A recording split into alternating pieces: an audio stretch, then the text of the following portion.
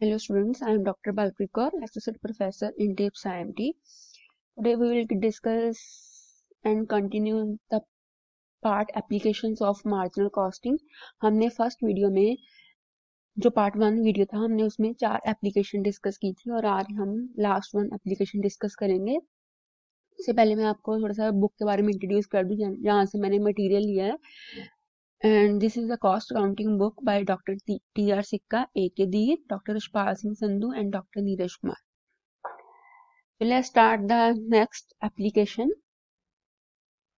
Fixation of selling price. तो आपने जो प्रोडक्ट की सेलिंग प्राइस है उसका डिसीजन लेना है, तो आपने प्रोडक्ट की सेलिंग प्राइस उतनी फिक्स करनी है जिससे आपकी मार्जिनल कॉस्ट तो कवर हो जाए, मींस आपका प्रोडक्ट कुछ कंट्रीब्यूट करे टुवर्ड्स फिक्स्ड कॉस्ट, राइट?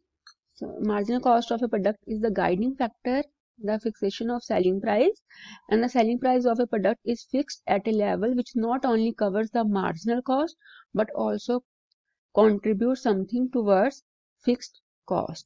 क्योंकि देखो आपको पता ही है कि हमारा कट शॉर्ट कंपटीशन चल रहा है, तो उस केस में अगर ऐसी सिचुएशन है तो आप उतनी प्राइस तो फिक्स करोगे जिससे आपकी जो मार्जिनल कॉस्ट है कम से कम वो कवर हो जाए, ठीक है, इमरजेंसी के time. For fixing the price at a level below the total cost, the manufacturer shall take into account the overall profitability or PV ratio of the business concerned. The fixation of selling price becomes easy where marginal cost, overall PV ratio and the level of profits expected are known. In case of exports to foreign markets, the effect of various direct and indirect benefits such as compensatory assistance, subsidies, import, entitlements, other benefit हैं वो उनको consider करना पड़ेगा, लेकिन आपने सिर्फ छोटा सा टॉपिक ही करना है। Further pricing at or below marginal cost may be considered desirable for a shorter period, right? Under certain special circumstances, वो कौन कौन से हैं? To introduce a new product, कि आप कब उसको मतलब कम प्राइस पे प्रोडक्ट सेल करना चाहोगे, when you want to introduce a new product in the market, तब आपको लगता है कि मार्केट कैप्चर करनी है, मैं थोड़ा सा प्रोडक्ट सस्ता सेल करूँ तो मतलब लोग ज़्यादा परचेज करेंगे।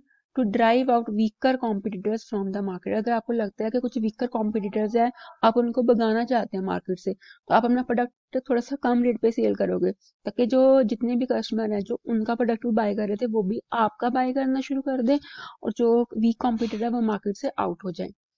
To maintain production in order to avoid retrenchment of employees, आपको लगता है कि आप वर्कर को निकालना नहीं चाहते, आप चलो कहते हो चलो मैं कंटिन्यू करता हूँ production. To keep the plant and machinery in gear, कि आपको लगता है कि मैं अपनी मशीन को चलता रखूं। To avoid the loss of future markets, to sell the goods of perishable nature, to push up sales of other conjoint profitable products. तो कैसे करना है इस क्वेश्चन को अटेम्प्ट, हम देखते हैं। B Company Limited has an overall PV ratio of 60%. If the variable cost of a product is 20 rupees, then what will be the selling price? देखो वो कह रहा है कि ओवरऑल पीवी रेशियो कितनी है 60%, वेरिएबल कॉस्ट कितनी है प्रोडक्ट की 20, तो सेलिंग प्राइस कितनी होगी, ये उनका क्वेश्चन है। तो overall PV ratio 60%, PV ratio का फॉर्मूला क्या आता है पहले वो सोचो, contribution over sales, profit volume, then sales minus variable cost. अब हमें जो सेलिंग प्राइस वो गिवन नहीं है तो हम अज्यूम करते हैं कि selling price is 100, then contribution कितनी है 60%, मतलब 60 का हमने 100 ले लिया, परसेंट का 100, देन कंट्रीब्यूशन 60 है, देन वेरिएबल कॉस्ट आ गई 100 minus 60 40। If variable when the variable cost is 40, selling price 100, इतना हो गया क्लियर। तो अब हम आगे करते हैं, अगर हमने अब सेलिंग प्राइस निकालनी है, ठीक है, तो हम कहते हैं कि जब 40 है प्राइस तो सेलिंग प्राइस है 100, ठीक है। जब वेरिएबल कॉस्ट, ठीक है, ये हमारी आ गई selling price.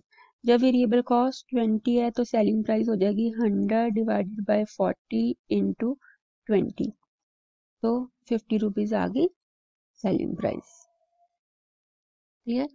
So this is all about the applications of marginal costing.